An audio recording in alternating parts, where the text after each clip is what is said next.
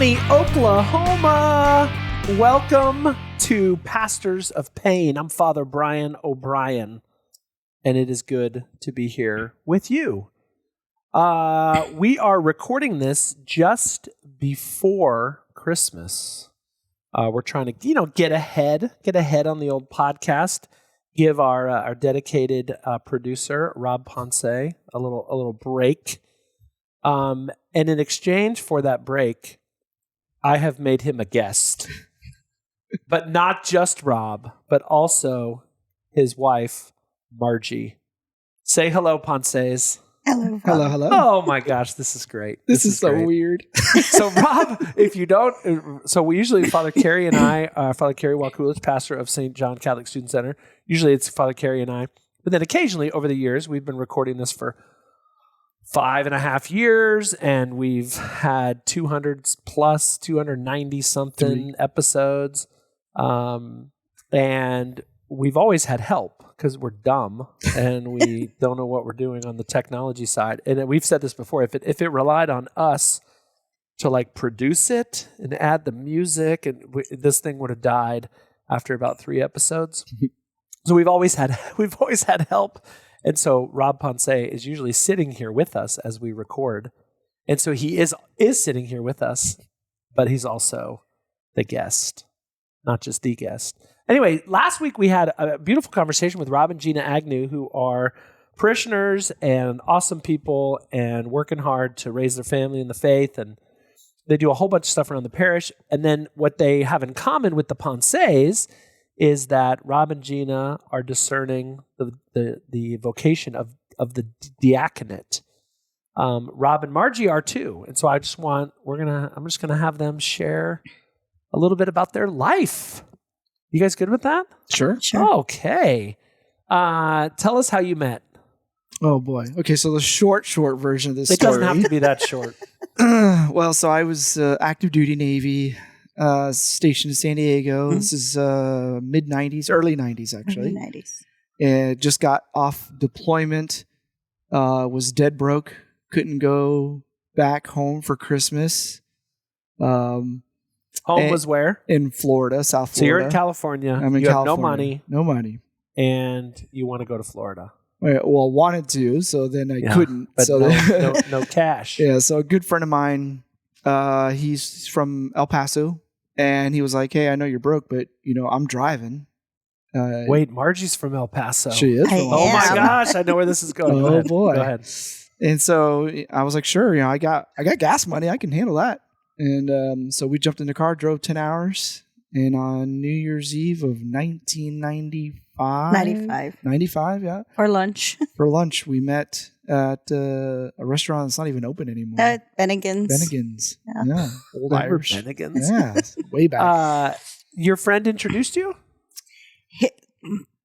His friends is friends with my friend, where I was working at the casino, and my friend said she wanted to go meet up with his friend, and she's like, "I don't want to go alone. Come with me." The Lord works in mysterious ways. Yeah. Just like that. I mean, think about this. I think about this all the time. What would life, this one little, let's say your friend gets sick that day.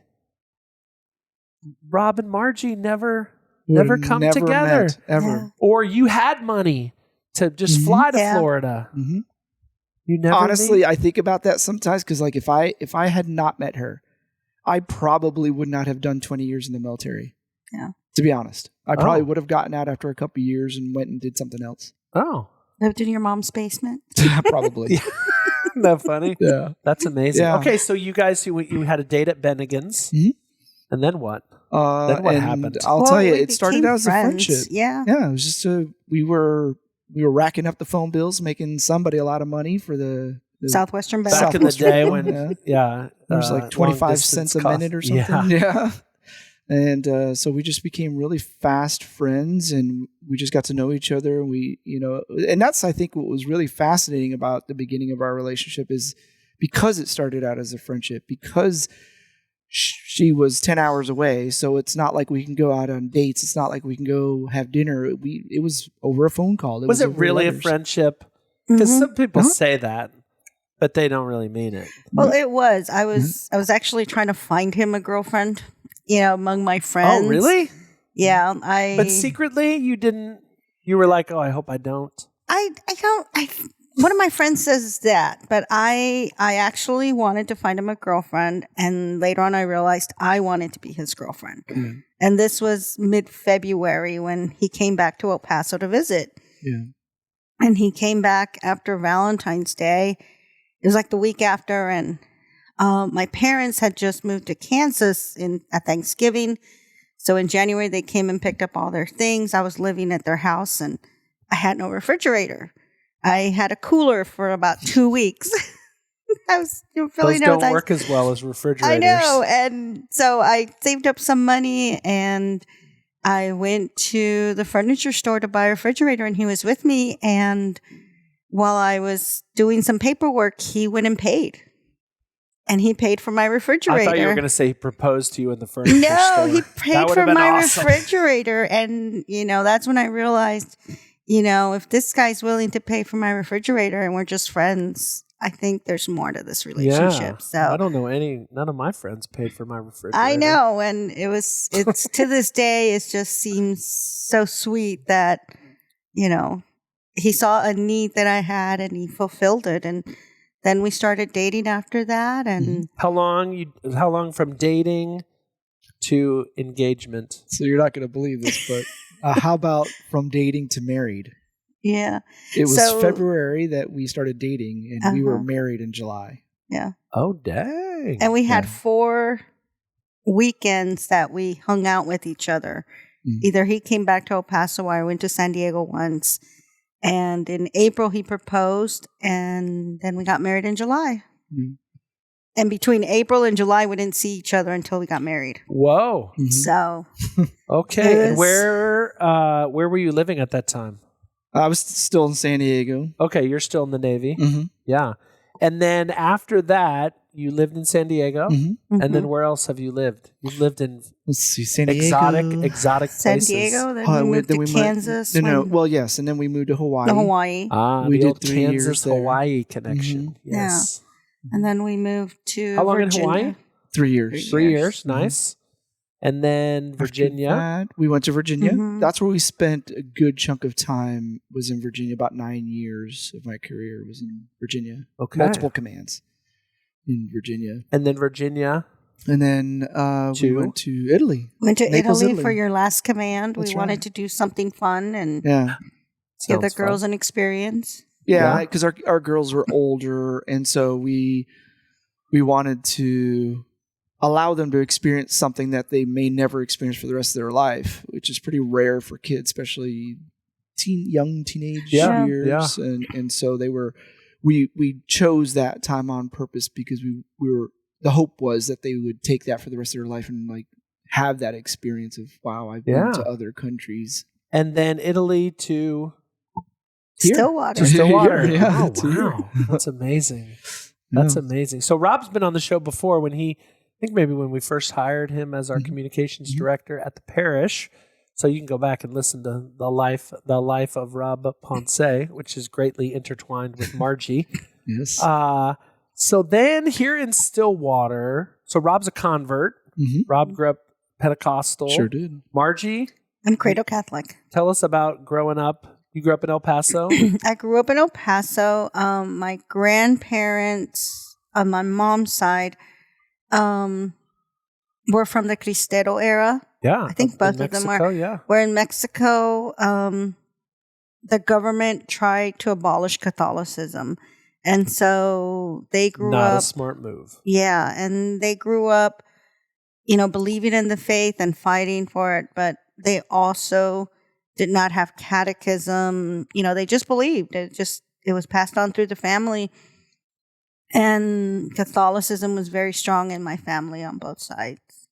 Love it. So, what was the name of your parish growing up? So we lived right in between 2 parishes. Oh. We lived in between Our Lady of Mount Carmel and Our Lady of the Valley. And so sometimes we would go to 2 different parishes. Okay. And Our Lady of Mount Carmel is actually right next to one of the oldest missions in El Paso. It's Isleta. El Paso's like deeply Catholic. Yes. Yeah. The first time I found out one of my friends was not Catholic, I think I was a teenager and I was shocked. What's a non-Catholic? Yeah. What do I do? What do you mean you're not Catholic? Very strange. And then, so you met Rob, and then you were on the move, and you've not been back to El Paso. I mean, you visit. I visit, but no, we haven't moved. But your back family's there. still there. No, we have one uncle now. Okay. My parents had moved up to Kansas, and other. Well, that's aunts, right. You guys go to Kansas. Yeah. A lot. Mm-hmm. We have aunts in Houston and Las Cruces and just everywhere. Yeah. Lovely. Nice. Mexico. Yeah.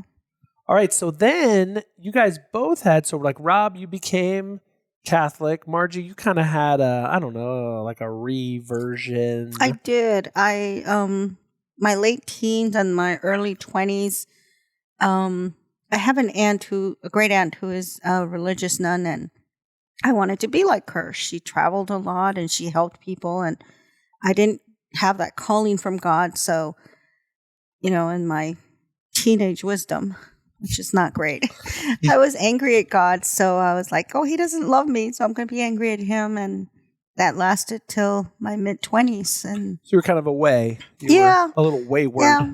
I just didn't go to church. But I knew he was there. I believed, but I was kind of like, well, I'm not loved. And so I stepped away for a while. And then what was it? What brought you, what was like was it a dramatic return or a gradual return?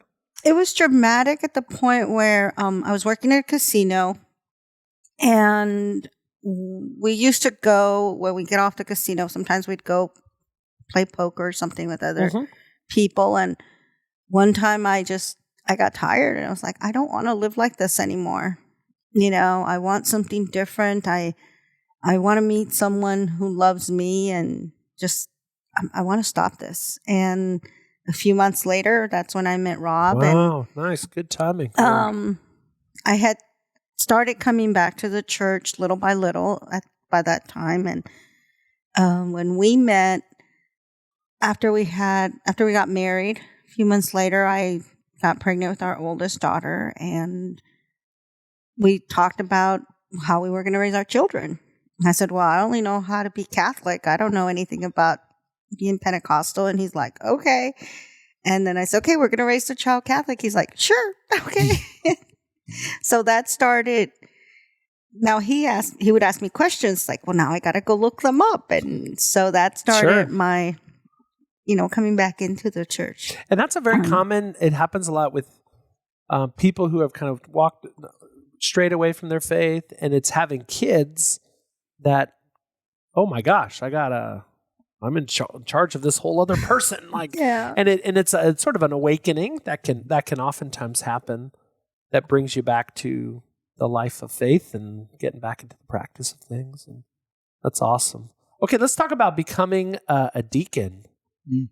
How did that come about? So we talked last week with the Agnews about kind of the formation process, but the decision to go. So everybody has like their own unique vocation story, almost like when you if you ask any couple, like, how did you meet? Like, they have some unique story. It's in the same way that when God calls to a particular vocation, in this case, possibly to the diaconate, what did that look like for you guys? I think in the beginning, it's a couple of things. One, this is why I'm a firm believer in a personal invitation, because I think most things begin with a personal invitation. Because the thought of becoming a deacon really wasn't really on my mind per se. However, what has always been on my mind is serving the church in some way. And so the personal invitation that I received to come to an information night about the diaconate is what really started the question of, well, this is interesting. Can I serve the church in this capacity? And so, and then what I find interesting is shortly after that, then it would be, for example, my father-in-law randomly said to me one day, hey, you'd be a great deacon. I'm like, what why would you say that to me? Why do you think he said that? I have no idea. And I didn't want to ask why. I wasn't sure I wanted to know the answer. And then it was other parishioners that I've gotten to know over the years. And, maybe they would ask me a question, or I don't know, somehow maybe I said something profound or something, and they would be like, oh, you'd be a great deacon. And it's like, why do people keep telling me that? And so it was kind of the coupling of these two, of learning what does it take to become a deacon? What is the church asking of a man in that role? And do I have the capacity to even fill that role? Or do I have the desire to fill that role? And then obviously, is God calling me to this? That's extremely important, of course. And I think just, talking to Margie about it, like, what do you think? Like, do you even support this at all? What do you think? And when that question came to you, Margie, what was your immediate I think it thought? goes back to before he retired from the Navy. We had decided that when he retired that we were going to do what God called us to do. Mm-hmm. Being in Europe really strengthened our faith in Catholicism. Just going and seeing the history in Europe was just amazing. And we realized that our Catholicism history goes back bigger than us. It goes back further. Yeah. And when he retired, it was, okay, well, what does God want us to do? And that's when we started our path on, well, what does God want? And being here, when he told me, it was like, oh, okay. But then it's like, okay, well, what does God want? And that's when we started praying, and just, we are here on God's path, and he's going to tell us what to do. And what was that, just to help people kind of understand, when you said we prayed about it, what did that for example, look like, sound like? So, for example, and this is actually a common prayer that I still pray even today, is to the effect of, I give to you all that I am, and I ask that you dispose of me in accordance with your will. Like, this is a prayer that I say often, right?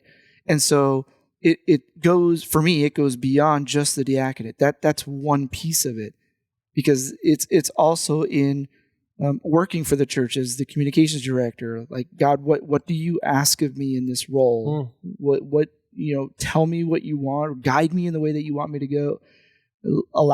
Help me to conform my will to yours, right? And so applying that to the diaconate, that's what that prayer was like. Help me to conform my will to yours, so that when I'm walking this path, that I'm not sidetracked, or I'm not distracted with other things, that I want to be able to focus on this. So even when if I'm working and I recognize, okay, maybe I'm working too many hours because I haven't read this book that I'm supposed to be reading, it's like, okay, Lord, help me to make some time so that I can read. It's like, it's always asking. It's always asking for God to just guide me, just guide, not just me, but us as well. She's a part of this too. And I've told her from day one. And the church, the diocese also told us this. It's like, if at any moment she says to me, you know what, I think this is too much, or this doesn't feel right anymore, like, I'm out. It's like, she's what my are the first specific vocation. Instructions? Like, you have to sign something? What is Actually, the diocese? she does. We did. We I've always heard that, but I've never. What is that like? What does that look like? So the formation team actually said, and they told her, they didn't tell me, they told her, they said, you have to write a letter to the bishop. This is Margie writing to the bishop. I had to write to the bishop. And what did that letter say? That I granted Robert permission to continue in the program. Oh. So I had to give my consent, and wow. Yeah. And then you got interviewed. Mm-hmm. Did you got interviewed together or separately? We were together, right? We were together. Yeah, we were together. Okay. But they directed questions at each one of us. Yeah. And because imagine like being a deacon in the church, and like your wife hates it. Yeah. Or resents it. Yeah, that's a problem. Or, that's not gonna, because I don't know what they've kind of shared with you. I've heard deacons talk about, like, yes, I am a deacon, but like my first responsibility is as a husband right. and a father. Did that? They've said that. They did. In fact, they called it my first vocation because sacrament of holy matrimony. It's a vocation. So she is my first vocation. So and I agree with that statement very much for lots of reasons. Obviously being in the military, I was away from home a lot. This time now that I've retired, it's like I want to spend as much time as I can with her. And if the diaconate were, and I understand, serving the church, it's important. It's extremely important. And I know that there will be times where I may be called away as a deacon to go do things for the church. Clearly understood. But that's not the same as being deployed for 6 months either. Yes. Or 10 months, Yeah, there's a huge difference. And so that's why I feel like I believe that we are okay with continuing with this process and being formed as a deacon, because I know that serving the church is important to both of us. Not just me, but to us. She serves with me. We serve our church and the people that we serve. And that was one thing he said when he retired from the Navy, was that he had already served his country and now he wanted to serve his community, starting with the church. And that was very important to him. That, okay, I served my time with the Navy, with the country, and now I'm going to serve my church. And this is something that goes along with it. And, I learned to share him with the Navy, so I am very happy to share him with the church. We talked about when Rob was on the show, whenever that was, a year ago or so. There's a connection between those who have served in the military and holy orders, in the sense of it in many ways isn't like an easy fit. You're used to being a part of something bigger than yourself. You're used to taking orders, so the promise of obedience. You don't take a promise of obedience in the military, but you kind of do. I mean, that you're gonna follow orders. That there's a natural. I think it's a little easier for a guy who's been in the military successfully to transition to the priesthood or to the diaconate, because it's a very similar kind of structure, military and the life of the church. And it's a sense of honor too. I mean, serving my country was an honor. Serving my church in any capacity is an honor, doubly so that it also brings me a sense of joy. So like in our formation, we've been asked to serve at the altar. Now, not being cradle Catholic, I was never an altar server. I know what it looks like because I could see the kids that do it. I was never an altar server either, just so you know. Oh, really? Okay, I didn't even know that. And so like to be able to be in the sanctuary with you and Father Healy or any priest that I get to serve with, and to be able to be that close to what's happening, I mean, it is an immense amount of joy. I mean, it's indescribable in words of how much joy it is to just be up at the altar, to be that close to what's happening, to the consecration, just to be a part of it. And so I find so much joy in it, and I look forward to whatever the future holds, whatever God is asking me to do. I know that whatever the hardships or trials and tribulations that come with it, I know that there will be joy in it too. So I'm looking forward to that. Nice. Margie, what does your family think of you and Rob kind of making this decision together? Do they know about it? They do. What do they? So my dad has talked to all his family in Mexico, and all our family, they're very happy for him, and they're happy that he's following what God wants us, for this path for us. And, they pray for him. Good. We have cousins in Chihuahua that they've had several masses for him, and they continuously pray for him. Nice. Because, they know how important it is to us and to God to follow his will. And I think that's a great lesson just for people listening of, that you can, let's say you don't feel called to the priesthood, religious life, the diaconate. There's lots of ways to support those who are called to that vocation, praying for them, and just offering whatever support you can. Yeah, that's great. Yeah. It's very cool. Okay, so then tell us about formation. The Ag News in our previous episode kind of talked about that. What has that been like? This kind of one weekend a month. I think in your case, you had said early on, like you hadn't been in school. Oh my gosh. In a long time. So, Rob Agnew, got his PhD, not in philosophy and theology, so a different subject, but had, recently had been a student. For you, it has been a long time since you were in kind of that academic world. What I'm learning really quickly is how to take better notes, because these professors, I think they call it the Socratic method, where they just kind of go up there and lecture, and when they write on the board, oh, that's great. I'm just writing down what he's writing down because that's probably going to be on the test, or I have to write about it. But when they kind of get into a groove and they put that marker down and then you just start talking, well, I'm listening. I'm trying to absorb what he's saying. And then, 30 minutes later, I'm like, oh, wait, I haven't written anything down. Was I supposed to be writing all this? Oh, no. Yeah. So, thankfully, one of the guys, tech savvy like me, has been recording the talks. Just like on his phone, and then he'll go and he'll upload it for us to be able to play back. Oh, there you go. Oh, that's been so helpful. Good use of technology there. Yeah, absolutely. And I was like, man, why didn't I think of that? But I'm glad someone did. Wow. Because I can listen to that and then fill in the blanks of my notes. How many guys are in your class?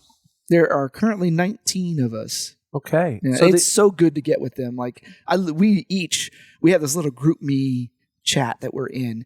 And like right before the weekend, it's like, oh man, I can't wait to see you guys. Oh, looking forward to praying with you guys. It is so good to just be in a group of faithful men praying together multiple times a day, to break bread together, to just nice. And the beauty of it too is here I am thinking, oh my gosh, I'm going to fail out of this. And as I talk to the other guys, it's like, oh yeah, I'm struggling with this, or I'm struggling with that, or I'm like, oh, me too. And what are the struggles? What do well, some of the guys are like me, haven't been in school in forever, so it is the note taking. It is like some of these really heady subjects. Yeah, writing. It's like thanks to Rob Agnew, who is the professor who gave us a template to use, and so like it helps us, like how you have to cite your work, right? So I've never cited work before. In the Navy, like plagiarizing was authorized, If you had to write a document in the Navy, you just, you copied someone else that did it. And so obviously in this, plagiarism is horribly bad, rightly so. And so we have to cite our work. And so Rob came up with this template, and I use it for every paper I have to write. And it's that's helpful. It's little things like that we kind of lean on each other, use what you know to help each other out, and it's been really good. Other like non-academic struggles? So like getting used to praying. I'm not the only one. Like evening prayer seems to be a struggle for me. Usually because I come home, Margie and I are just kind of like hanging out, having dinner, whatever, and then we'll have a conversation and we'll be talking. Next thing you know, it's like, okay, I'm going to bed. And I was like, oh, man. I haven't prayed evening prayer. Evening prayer. Yeah. And so just sometimes, it just slips through the cracks, and trying to get better at that. And then it turns out I'm not the only one that's happening. Reading, finding time to read, because a lot of us, we're fathers, we have full-time jobs. And you have a professional career. That's right. And so work also has to get done. Housework has to get done. Fixing things has to get done, and things like that. And so finding the time to write papers, and finding the time to read books, and finding the time to pray, and finding the time to do all these things. And you have adult children, but some of the guys have still have kids at home, still have infants, toddlers, teenagers. Yeah. So all of the things that involves, and so having to find the time and make the time. There's a lot going on, and it's big sacrifice. Yeah. Very interesting. Ponces, thank you for coming on the show. Yeah. So pray for Margie, pray for Rob, pray for Margie and Rob, please. And let's see where it all goes. So just obviously, kind of like seminary, entering the deacon formation program doesn't automatically make you a deacon. It's a period of discernment. That's right. And so they're just getting warmed up. Yeah. So down the road, we'll try to find get Kendall and Katie Hansen on here. They're the other couple. But anyway, thanks for joining us. Hope your 2024 is off to a great start. God bless.